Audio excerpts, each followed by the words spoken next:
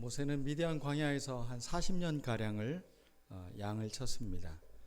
어찌 보면 지금 이 호렙산이라는 이 근처를 배회하면서 양들에게 가장 좋은 목초를 먹이기 위해서 그는 늘 왔던 길이었을 것입니다. 40년의 그 목동의 생활 중에 오늘 하루는 뭐 특별할 건 없었을 겁니다. 그리고 그 공간도 특별한 공간은 아니었을 거라 생각이 듭니다. 그런데 그 평범한 일상이 갑자기 자기의 운명을 바꾸는 놀라운 시간으로 변화되는 거룩을 대면하게 됩니다. 그 시간도 거룩해졌고 그 공간도 거룩한 공간으로 바뀌는 것입니다. 거룩함이라는 것이 어떤 특별한 장소인 것 같지가 않습니다. 하나님이 거하시면 그곳이 거룩해지는 것인데 사람들은 거룩의 공간을 자꾸 만들어요. 그럼 뭔가 보여주죠. 그럼 뭔가 새로워지는 것 같아요. 그래서 종교에서 가장 큰 유혹이 뭘까 생각해 보니까 거룩의 공간을 만드는 거예요. 그래서 사람들한테 이걸 보여주는 거예요. 여기가 거룩한 공간이야. 예를 들면 우리 교회가 이 거룩한 공간이야. 그래서 너희들이 와서 이곳에서 무언가를 해야 돼. 그러면 사람들은 늘 이곳에 어떻게 하겠습니까? 와서 거룩을 경험하고 신의 임재를 경험하기 위해서 이곳을 더 거룩한 곳으로, 더 멋지고 더 아름다운 곳으로 자꾸 만들겠죠. 그러면 이곳은 뭐가 됩니까? 성지가 되고 후에는 관광지가 되고 사람들에게 굉장히 풍요로운 어떤 물질적 유산이, 문화유산이 될 수 있을 것입니다. 근데 하나님은 우리에게 그런 공간을 원치 않으셨어요. 일상의 평범한 공간입니다. 그런데 그곳에 하나님의 말씀이, 하나님의 메시지가, 하나님의 임재가 있을 때 그곳은 거룩한 공간이 되는 것입니다. 이렇게 생각해 보니 오늘 이곳도 비록 월세살이하는 교회이지만 이곳도 거룩한 공간이 될 수 있습니다. 하나님의 말씀이 임하고 이 시간 우리의 마음 안에 하나님의 은총이 부어지는 이 순간 이것은 거룩한 곳이 되는 겁니다. 집에 들어갔더니 아무도 설거지를 해놓지 않아서 싱크대 위에 설거지가 산더미처럼 쌓여 있습니다. 이럴 때 보통 엄마들의 표현 에휴 하면서 이제 하시는 게 아니라 주님 감사합니다. 또 나에게 이렇게 건강하게 설거지할 수 있는 힘과 은혜를 주셨습니다. 그러면서 또 그 설거지하면서 찬양을 하고 이 시간을 또 아름답게 할 때 그 공간은 그냥 여느 설거지 많은 공간이 아니고 집안일하는 그 귀찮음의 시간이 아니라 그것은 놀라운 하나님의 은총의 공간이 되는 것입니다. 근데 문제는 그렇게 내 마음에서 내 생각에서 나의 일상의 시간과 공간을 거룩의 시간과 공간으로 만들 만큼 우리가 깨어있지 못하다는 것. 늘 이게 문제인 것 같습니다.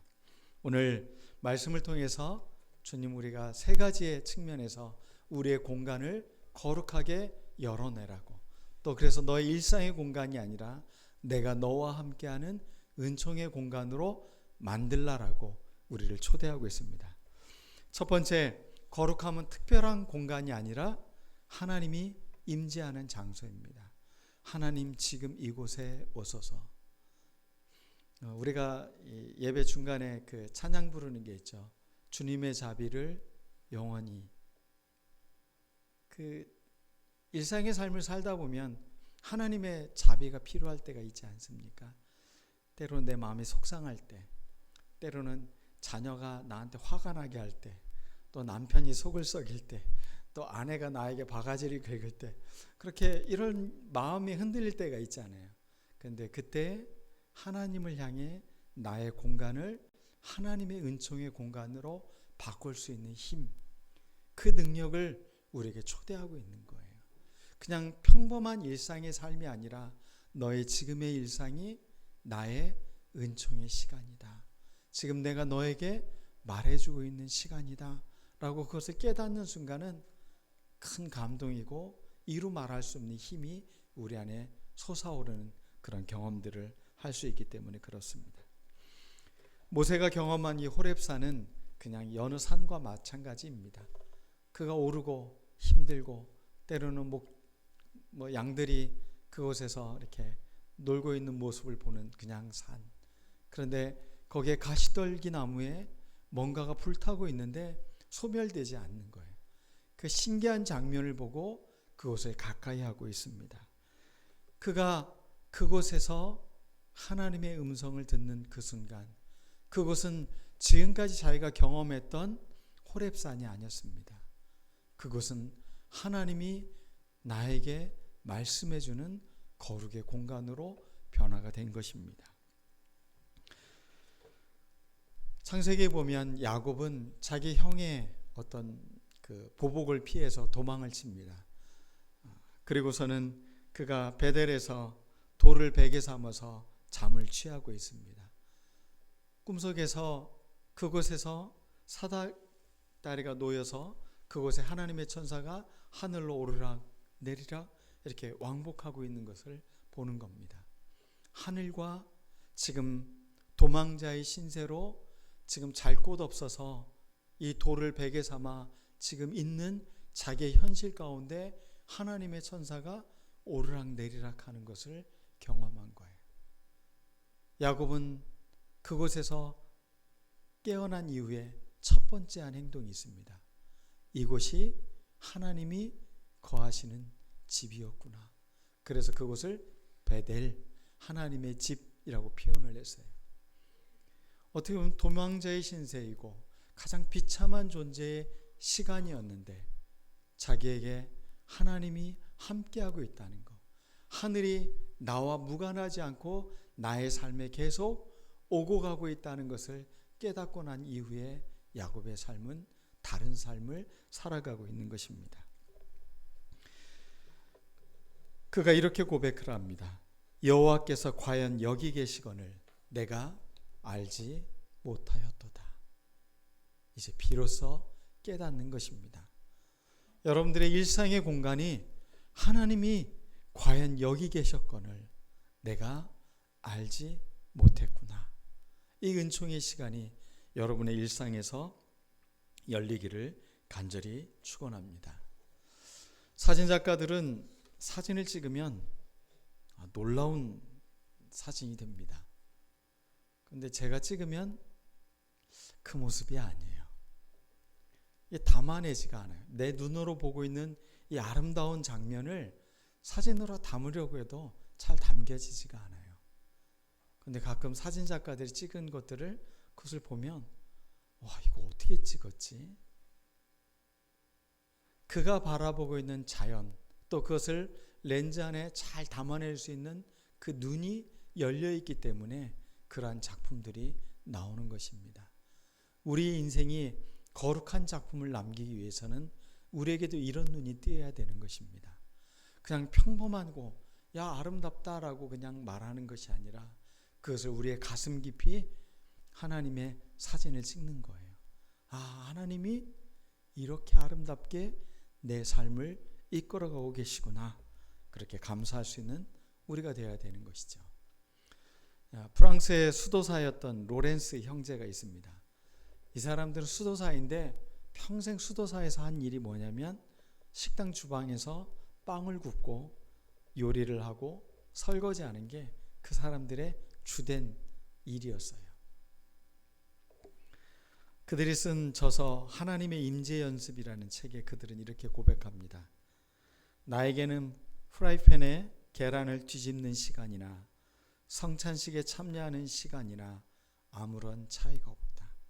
오늘 우리가 성찬 예식을 했던 그 시간과 내가 음식 만드느라고 저곳에서 프라이팬을 들리고 있는 시간과 다르지 않다. 그는 음식을 만드는 시간을 거룩한 시간으로, 거룩한 공간으로 만든 것입니다. 오늘 음식 만드느라고 수고하신 분들, 여러분이 거룩한 공간을 만드신 겁니다. 우리의 삶에 이렇게 눈을 새롭게 뜨면 우리의 일상이 이렇게 거룩한 곳으로 변화가 되는 것입니다. 여러분들이 다니고 있는 직장, 해야 할 일이 산더미처럼 쌓여져 있고 내 상사가 늘 나를 이렇게 쪼아대고 있고 나를 불편하게 만드는 그런 직장이 아니라 그 직장도 하나님의 임재가 있는 공간으로 우리가 만들어가는 그 힘, 아니 그것은 우리가 만들어가는 게 아니라 하나님이 만드신다는 겁니다. 그리고 우리를 그곳으로 초대한다고 합니다. 우리 그런 초대에 우리가 경험하는 우리가 되기를 원합니다. 우리가 거룩한 공간에 서기 위해서 우리가 몇 가지 성경의 이야기를 좀 살펴볼 필요가 있습니다. 하나님은 거룩한 공간에 선 모세에게 첫 번째 행동을 요구하는데 그게 무엇이냐면 가까이 오지 말라는 것입니다. 하나님 우리를 가까이 하기를 원하시잖아요. 그런데 가까이 오지 마라고 말하는 말에는 어떤 의미가 있는 것일까요? 왜 하나님이 열어놓은 그곳에서 왜 우리를 또 가까이 하지 말라? 우리가 어떤 공간이든지 함부로 하는 공간이 있고 편하게 있을 수 있는 공간이 있는가 하면 어떤 공간은 귀히 여기고 소중히 여기는 공간이 있습니다. 그럴 때 그 공간은 거룩한 공간이 되는 겁니다. 하나님은 오늘 모세에게 이것을 알려주고 있는 거예요. 똑같은 공간인 것 같지만 내가 이곳에 있고 너와 만나기를 원한다. 그건 지금까지 그냥 호렙산을 늘 거닐던 그 발자국이 아니라는 거예요. 우리의 삶에 이런 잠깐의 멈춤의 시간, 그래서 그곳을 하나님의 거룩한 임재의 시간으로, 임재의 공간으로 바꿀 수 있는 그 잠깐의 멈춤이 우리에게 필요한 것입니다. 여러분들의 일상의 삶, 그냥 분주하고 정신없이 보내는 것이 아니라 하나님이 잠깐 멈추라, 가까이 오지 말라 라고 하는 그곳에 잠시 멈추어 서서 여러분을 돌아보고 정결하게 하고 하나님 앞에 서려고 하는 자세, 그럴 때 우리의 거룩의 공간이 열린다라고 성경은 이야기하고 있습니다. 사람들은 편해지면 함부로 여깁니다. 어떤 분이 주일 예배를 나오시는데 한 주 나오시고 또 한 주 빠지셔요. 그리고 또 그 다음 주에 또 오세요. 그리고 또 그 다음 주에 또 빠지세요. 그래서 아니 왜 교회를 매주 안 나오시고 이렇게 한 주씩 이렇게 텀벙텀벙 빠지십니까? 이야기를 했더니 그분이 이렇게 이야기합니다. 너무 자주 오면 사람들이 깜봐요. 어찌 보면 그분이 거룩의 좀 신비를 조금 깨달으신 분이 아닌가 싶기도 합니다. 사람들이 너무 자주 또 편하고 익숙해지면 그것을 함부로 하게 됐고 너무 편하게 생각한다는 거죠. 오늘 여러분들은 어떻습니까? 오늘 예배에 나온 이 자리, 거룩한 잠깐의 멈춤과 여러분의 신을 벗는 그런 시간이 있으셨습니까? 이런 태도가 우리에게 필요한 겁니다. 그냥 편하다고, 우리 교회는 너무 편해서 좋아, 그런다고 해서 늘 그럴 수 있는 것이 아니라는 거죠. 허리를 고추 세우고 마음을 모으고 내 생각과 이 모든 것들을 다 내려놓고 하나님을 향해 잠시 집중하는 이 순간, 이것은 거룩한 곳이 되는 것입니다. 내 신의 신발을 벗으라. 두 번째, 이런 전제 조건의 이야기를 하고 계세요. 신발을 벗는다는 건 어떤 의미입니까? 고대 시대에 신발이라는 것은 신분을 상징하는 것이기도 했어요. 노예들은 신발을 신지 못했어요. 그리고 신발을 보면 귀족인지 하층민의 삶인지를 알 수 있어요. 그리고 신발은 자기의 소유이고 자기가 걸어온 삶의 흔적을 나타내고 있는 것입니다. 어찌 보면 우리의 소유라고도 말할 수 있는 것이고 우리의 권리라고도 말할 수 있는 겁니다. 내가 당당히 걸어온 삶의 흔적들, 그것을 갖고 있는 이 족적을 남기고 있는 이 신발, 이것을 벗으라는 겁니다. 하나님 앞에 나오는데 우리 이런 거 갖고 오고 싶지 않아요? 나의 성공을 갖고 오고 싶지 않으십니까? 내가 잘 산 거를 좀 드러내고 싶지 않습니까? 내가 좀 멋지게 해낸 것을, 성공한 것을 좀 갖고 오고 싶지 않습니까? 늘 우리는 나의 무언가를 갖고 하나님 앞에서 좀 자랑하고 싶은 마음들이 있어요. 그런데 하나님의 거룩의 공간에서는 그 모든 것들이 사실은 중요한 게 아니에요. 어떤 분이 요즘 금값이 비싸다고 금을 사야 된다고 막 이렇게 이야기를 하시더라고요. 그래서 아니 그 천국에 가면 바닥 도로 포장재료인데 뭐 그걸 귀하다고 생각하십니까? 이렇게 농담 삼아서 이야기를 했는데, 천국에는 그게 바닥 재료잖아요. 요한계시록에 보면 사람들이 희귀하니까 그게 귀하고 가치 있고 그게 돈의 가치가 있고 이렇게 가치를 평가하는 거죠. 근데 하나님께 나올 때는 그것들은 우리가 벗어야 될 것들이라는 겁니다.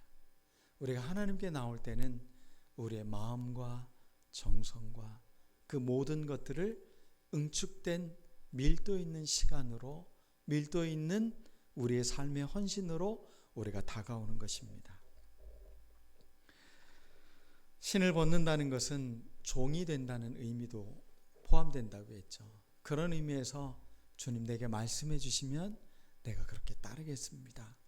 그러한 삶의 태도로 우리가 주님께 나오는 시간인 것입니다.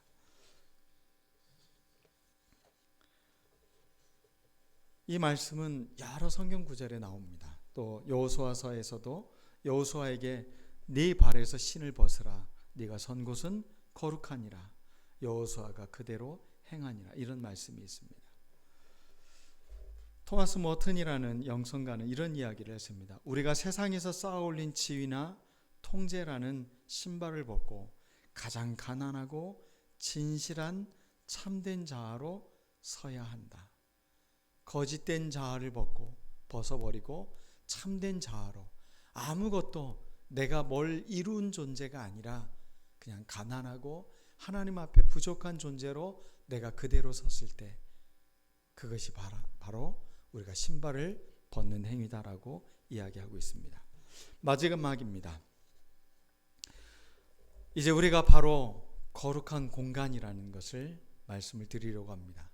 여러분이 거룩한 공간입니다. 이것은 사도 바울이 고린도 교회 성도들에게 이렇게 말해주고 있습니다. 너희는 너희가 하나님의 성전인 것과 하나님의 성령이 너희 안에 계시는 것을 알지 못하느냐. 우리는 하나님의 성전이라는 겁니다. 하나님의 성령이 우리 안에 거하시는, 우리는 거룩한 존재들이라고 이야기하고 있습니다. 거룩한 공간이 어떤 장소, 산, 이런 곳이 아니라 너의 삶이 거룩한 공간이라고 말씀하고 있습니다. 창세기에 보면 바벨탑을 사람들이 쌓습니다. 우리가 흩어짐을 원하자, 그리고 우리가 저 높은 곳까지 이르자라고 이야기를 하면서 바벨탑을 쌓기 시작을 합니다. 어떻게 보면 인류는 끊임없이 이렇게 하나님의 어떤 능력에 자신들이 경험한 최대치로 한번 싸워보려고 하는 게 인간의 삶의 모습인 것 같습니다. 그래서 과학도 발전했고 꽤 괜찮은 삶을 살기도 했습니다. 그런데 그러한 삶이 결국은 인간을 상위에 있는 인간, 하층에 있는 인간으로 인간을 점점 구분하기 시작을 했죠. 이 바벨탑을 쌓는 것, 그것은 고대 시대나 오늘날이나 똑같습니다. 우리 시대에도 최고의 바벨탑을 지금 쌓으려고 사람들은 그곳에 수많은 돈과 자신들의 힘과 이런 것들을 여전히 모으고 있습니다. 그렇게 쌓아놓은 것은 자기들 자손 만대로 부자가 될 거라고 생각을 하면서, 그것이 자기들의 성공이라는 생각을 하면서 우리는 열심히 바벨탑을 쌓고 있는 것입니다. 근데 예수님은 이 땅에 오셔서 좀 색다른 표현을 하셨습니다. 당시에 이스라엘 땅에 가장 아름다운 건축물이 있다면 어떤 건축물이었겠습니까? 그것은 성전이었습니다. 헤롯 대왕이 세운, 백성들의 환심을 사기 위해서 세운 이 성전은, 그것이 가장 큰 규모의 건물이었을 뿐더러 가장 아름다운 건물이었을 겁니다. 그런데 주님은 그 건물을 바라보시면서 이렇게 말씀하고 있습니다. 이 성전을 헐어버리라. 내가 3일 만에 다시 세우겠다. 이것은 당신의 몸을 두고 하신 말씀이다. 성경은 이렇게 기록하고 있는 겁니다. 사람들은 끊임없이 세우는데 주님은 그것을 헐어버리라고 말합니다. 그리고 당신의 몸을 세우겠다라고 말합니다. 교회를 그리스도의 몸이라고 합니다. 여러분, 우리가 이 땅의 삶을 살아가면서 거룩한 교회로, 하나님의 생명력이 넘치는 공간으로 우리 교회를 하나씩 하나씩 이렇게 세워나가는 것, 이것은 놀라운 은총의 경험인 것입니다. 저는 교회를 처음 개척하면서 꿈을 꾼 꿈이 있습니다. 그 꿈은 우리 교회가 100명, 200명, 300명 돼서 교회를 반으로 뚝 떼서 부교육자에게 또 다른 교회를 하나 이렇게 세워서 자립해서 시작해서 또 다른 건강한 교회를 또 하나 세우고, 이런 교회들을 세우는 게 제가 교회를 세우면서 가졌던 꿈이었습니다. 이제 은퇴가 얼마 남지 않았는데 제 자신을 이렇게 뒤돌아보면 이게 망상이었나 라는 생각을 가끔 하게 됩니다. 근데 이게 망상이 되지 않기를 원합니다.